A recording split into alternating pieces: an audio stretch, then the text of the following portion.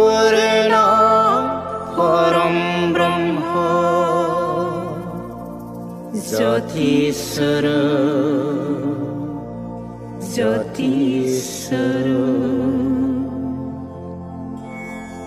सासे गेदेमा आफाजों दिनै सावरायनो मोनसे हाबाफारि लादों। दा बे सावरायगिरि आफायानो जाहैबाय स्वरूप स्थिति प्रसार संसदनि फार्माटिक नायक आफा घनश्याम बसुमतारी। गिबियावनो आफाखौ ब्रह्मज्ञान चेनेलनि जानानै खुलुमनाय आरो सिबिनायखौ हरग्रोबाय। दा आफानिफ्राय दिनै नैबे समाव गोथार मागि पुर्णिमा तिथिजों लोब्बा लाखिनानै जे हाबाफारि लादों, परमहंस शिवनारायण स्वामी आफाया होलांनाय जिथु बोसोन बेखौ मुलुगाव फोसावनायनि गोबांथार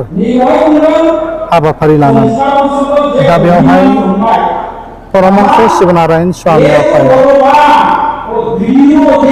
मुलुगखौ गोजोन खालामनोब्ला सुखु गोजोनै थांनानै थानोब्ला जग्य कर्मखौ मावनाया जोबोरैनो गोनां। बेनि सायाव आफाया मा फोरमायथि? जोंनि जेनाखि आदिगुरु श्रीमद परमहंस शिवनारायण स्वामी बे बाबाया बुंलांदों जे যতদিন তোমরা বিশ্ব ব্রহ্মাণ্ড পরিষ্কার না রাখিবে, যতদিন তোমরা জীব সেবা না করিবে, যতদিন তোমরা ঘরে ঘরে যজ্ঞ না দিবে, ততদিন পর্যন্ত তোমরা সুখের ছায়া পর্যন্ত দেখিতে পাইবে না। बे बाथ्राखौ रोखा रोखा जोंनि सयखान बिजाबाव परमहंस शिवनारायण स्वामी आफाया बुंलांदों आरो जेसेसमसिम जोङो বিশ্ব ब्रह्माण्डखौ परिष्कार लाखिया आरो जेसेसमसिम जोङो जिबखौ सेबा खालामा आरो न'खर न'खर बिबारसिमसिम जोङो जग्यखौ होनाय नङा, एसेसमसिम जोङो मानब मानसि हारिया सुखनि सायाखौनो नुनो मोननाय नङा होनना बुंदों। सुखनि सायाखौथ' नुखायानो बेनिफ्राय आबार बे सुखआथ' जेनेबा सायाथ' गैखायानो, सुखखौनो मोननाय नङा होननानै बियो माबाया बुंलांदों आरो ओंखायनो न'खर न'खर जोङो जग्य होनो गोनां बेखौ परमहंस बाबाया जेरावबो जोंखौ बुंलांदों। ओमफ्राय जोङो न'खर न'खर जग्य होब्लासो जोङो न'खराव जेसेबांनाखि खैफोद आफोदफोर दङ, असान्थिफोर दङ, बे असान्थिफ्रा खैफोद आफोदफ्रा खारनानै बिगिनिफ्रा खारनानै सान्थि बिराज खालामगोन होननानै बेखौ खौरां खैलां गिथायाव रोखा रोखा बाबाया जोंनो खिन्थालांदों आरो। दा मुलुगाव मानसिफ्रा गोजोनखौ नागिरनानै गोबां धोरोमनि खान्थिफोरजों इसोर सिबिनायखौ जोङो नुनो मोनो। दा जेसेबांनो धोरोमाव बा मुलुगाव इसोर सिबिनाया बांबोबाय थादों, नाथाय असान्थिखौसो जोङो बांसिननिफ्राय बांसिन जाबोबाय थानाय नुनो मोनदों। बेनि खारनफोरखौ फोरमायगोन। बेवहाय बुंदों जे सत्य जिनिसखौ नागिरनो बुंदों। बिसानि बुस्थुबोध गियान, गियानि शान्ति होनना बुंदों। जों जेखौ खुलुमगोन बेखौ बिसार खालामनांगोन। बिसार खालामनानै सत्य मिथ्या बेखौ बिसार खालामनानैसो जोंखौ खुलुमनो थिनदों। दा सत्यखौ खुलुमनो थिनदों परमहंस शिवनारायण स्वामीया, मिथ्याखौ खुलुमनो थिनाखै, नंखायखौ खुलुमनो थिनाखै आरो जे जिनिसा सत्य बे सत्यखौनो जोंखौ खुलुमनो थिनदों। सत्यआ मा जिनिस? गोदोनिफ्राय जि जिनिसा दं, दाबो दं, देनांबो थाबाय थागोन, जेहालागै जोबनाय गैया, अक्षय अबिनाशी, जायनाखि बिनाश गैया, जोबस्रांनाय गैया, बेनो सत्य। बे सत्यखौसो सिबिनो थिनदों, बेखौसो मानिनो थिनदों। जे जिनिसा जोबस्रांनाय दं बेयो मिथ्या। ओंखायनो ब्रह्म सत्य आरो जगत मिथ्या होननाय खारना बेनो आरोखि। ब्रह्मआ जाबाय सत्य जायो जिनिस बियो, ओमफ्राय बे जगतआ मिथ्या। बा जेसेबां सृजित जाजोबनाय, सृष्टि जाजोबनाय जिब जिबिफोर, बिफां लाइफां, बेफोर गासिबो समायाव थैना थांगोन, जोबस्रांलांगोन, बिनाश जागोन। ओंखायनो बे जगतआ मिथ्या होनना बुङो। इसोरनिफ्राय सृष्टि जानाय जिनिसफोरानो जोबस्रांनाय दं, बिनाश दं। बे बिनाश गोनांखायनो बिसोर जोबस्रांगोन खिन्थु सायासोलै नासपन्थ होनना बुंदों साया जायहा दङ बे साया गोनां जिनिसफ्रानो थैनाय दं जामनाय दं ओमफ्राय इसोराथ' साया गैया ज्योति स्वरूप परब्रह्म ज्योति स्वरूपा सूर्य नारायण ज्योति स्वरूपा साया गैया बेहा बिनाश गैया होननानै दङ दा बे बिनाश गैयि जि जिनिसा सत्य बेखौसो खुलुमनो बेखौसो श्रद्धा भक्ति खालामदों बिनि आज्ञाखौसो पालन खालामनो जोंखौ थोनदों आरो दा बेखौनो जों नागिरनांगोन जड़ पदार्थफोरखौ जोङो खुलुमनो नांगोन नागिरनो नांगोन जाय जिनिसा सृष्टि खालामनो हाया बे जिनिसखौ जोङो खुलुमनानै मा जायो जे जिनिसा सृष्टि खालामनो हागोन बेयो माने बेसे शक्तिशाली जागोन बेसे थार इसोर जागोन ओंखायनो बेखौ बिसार खालामनांगौ जायो दा बिसार खालामनानैसो जोङो सत्य मिथ्याखौ बिसार खालामनानैसो आसल सत्य जिनिसखौ जोङो मोनदांनानै बेखौसो जोङो ग्रहण खालामथारदों आरो परमहंस सिबिसानि आखायाव बेनो आरो दा गोबाङा दिनै बिगियाननि जुगाव गोबाङा बुंनो थाङो जे सान सुर्य नारायणानो देरसिन नङा सानाबो मोनसे समाव बेयो हाइड्रजेननि जथाय साना मोनसे समाव बियो मोलेले जानानै गोमोरलांगोन होननानै बे जुक्तियाव मा फोरमायो शास्त्रआव जितु बेखौनो स्वयं भगबान सुर्य नारायण ज्योति स्वरूप होननानै जोंनो शास्त्रआ खिन्थालाङो साना जोंथ' मिथिनोबाबो बियो मोनसे बिराद अग्निपिण्ड साना बेखौ जों साभाबिकभाবে साननानै लायो आरोखि बेनिफ्राय बे साना जे विश्व ब्रह्माण्डआव गावनि फहरखौ होनानै गावनि शक्तिजों जे विश्व ब्रह्माण्डखौ जे बियो धारन खालामगासिनो दङ बिदि शक्तिखौ रावबो ग्रहण खालामनो गोसो गैया आरोखि जायनि फलाव जों दुखु खस्थ' मोनगासिनो दङ दा बे साना बे विश्व ब्रह्माण्डनिफ्राय एक मुहूर्त गैया जाब्लानो जों गासिबो सजिथ जानाय जेसेबां जिबिफोर दङ बेफोर गासिबो सेस जालांजोबगोन बाहाय रावबो थानाय नङा जोङो एक सेकेन्ड सान गैयाब्लानो जों दि मा जायो बेखौ जोङो अनुभब खालामनो हायो आरोखि जेनेबा सूर्य ग्रहण जानाय समाव जोंनि सान गैयियाव माबायदि जोंखौ जोङो एखेबारे बिराद माने मा लायो जथन लायो आरोखि दा ओंखार सान गैया साना गैयानो दा ओंखार ओरैबायदि जायो आरो दा साना गैयाब्लानो एक सेकेन्ड गैयाब्लानो समग्र बिजानुफ्रा जोंखौ साग्लोबजोबगोन आरोखि जोंनि जानाय लोंनायाव साननि पहर गैयाब्लानो साननि रोदा नाङाब्लानो बाहाय माने जोङो जानाय लोंनायफ्रावबो बिदिनो बिजानुफोरा बारसनगोन जों बेखौ जाफ्लाङोब्ला जों थैगोन दि साननि जोंनायावसो बे विश्व ब्रह्माण्डआव जों थांगासिनो दङ आरो साननि जोंनायावसो बे मुलुग संसारा परिचालना जागासिनो दङ दा बेवहाय साना जेब्लानाखि गैया जागोन तखन जोंबो गैया जाजोबगोन गासिबो विश्व ब्रह्माण्डआवनो सेस जागोन दैयाबो बोहैनाय नङा अराबो जोंनाय नङा बाराबो बारनाय नङा अखायाबो गैया लाथिख'आ सेस जागोन बेबादिनो जेबो जिनिस जेखि जोंखौ दा फोथांगासिनो दङ बे सक्तिफ्रा पावार्सफ्रा आरोखि एलिमेन्ट्सफ्रा बेफोरबो गैया जागोन सान गैयाब्लानो बे माखासे पण्डितफोर बुंनायफ्रा बेफोर बबेखौ सत्य मिथ्या खालामनानै बुंदों जों बेखौ मिथिसुवा खिन्थु सूर्य नारायणनो बयनिफ्रायबो सान मोदायानो बयनिफ्रायबो शक्तिशालिसिन बे मोनसे बिराद गिदिर माने अग्निपिण्ड बेनि पहरजोंसो मुलुग संसारा थांनानै दङ आरो साननि पहरजोंसो मुलुग संसारा सृष्टिबो जागासिनो दङ जेन' साननि पहर नाङा बेवहाय माने खुनु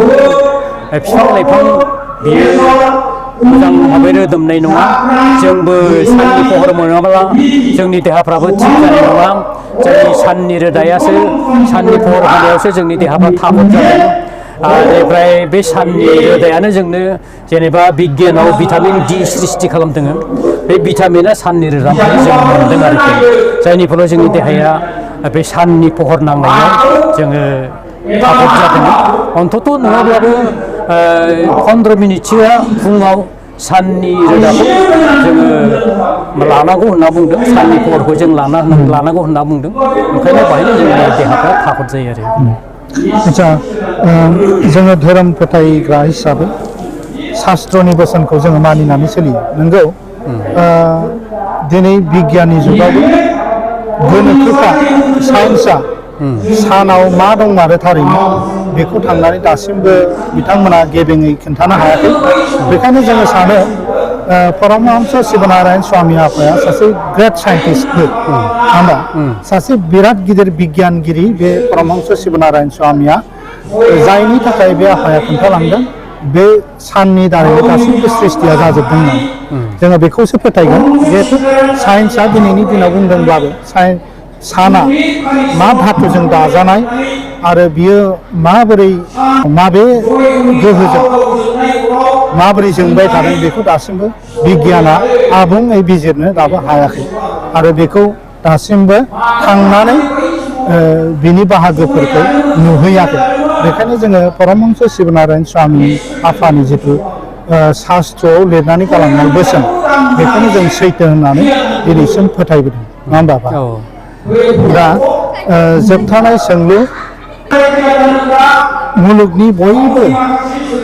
मुलुगाव थानाय हिन्दु मुस्लिम ख्रिस्टान सिख बौद्ध धनि गौरिब मौलबि फादरि गासैखौबो बे सैत्य कर्मखौ मावनो होदों दिनै गोथार मागो पुर्णिमा तिथियाव नों आफाया मा खावलायो मुलुगनि सुबुं माहारिफोरखौ? दिनैहाय मागो पुर्णिमा परमहंस शिवनारायण स्वामी बाबाया मागो पुर्णिमानि दिनाव थैनानै थाङो बेलासि समाव बियो थैनानै थांदोंमोन ओमफ्राय बे थैनानै थांनाय समाव एसे माने अखा हादोंमोन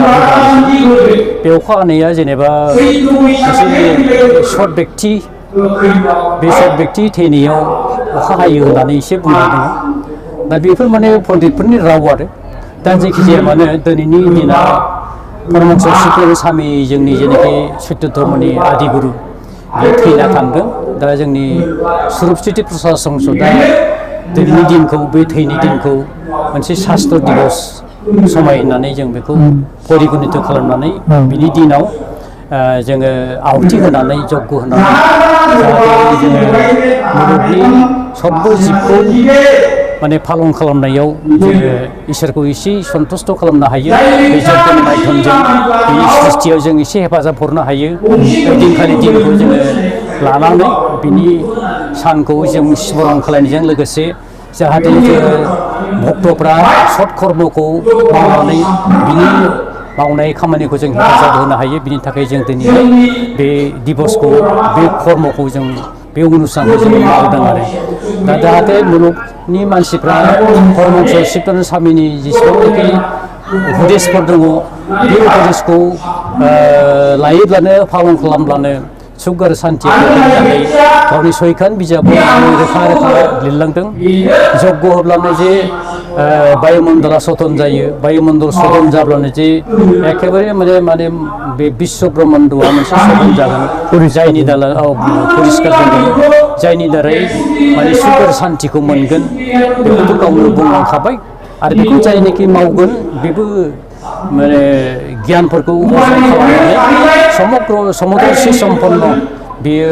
गियान अर्जन खालामनो हागोन बेखौ परमहंसआबो बुंदों ओंखायनो विश्वनि मानसिफोरनि खाथियाव परमहंसआबो दहाय दहाय बुंदों दि हिन्दु मुस्लिम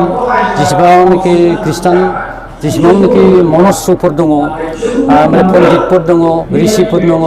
मुनिफोर दङ फादुरिफोर दङ मुनिफोरबो दङ बिसोरनि खाथियाव समग्र माने नंखाय खामानिफोरखौ गारनानै बियो समग्र जाथिखौनो यज्ञ होनायाव आह्वान खालामदों आरोखि यज्ञ होब्लानो माने विश्व ब्रह्माण्डआ परिष्कार जागोन बायुमण्डलाबो सतन जागोन जायनि फलाव जोङो मानसि हिसाबै मुलुग संसाराव जिब हिसाबै मुलुग संसाराव जोङो मोजां भाबैनो थानो हागोन सुख शान्ति आनन्द मोनै जों थानो हागोन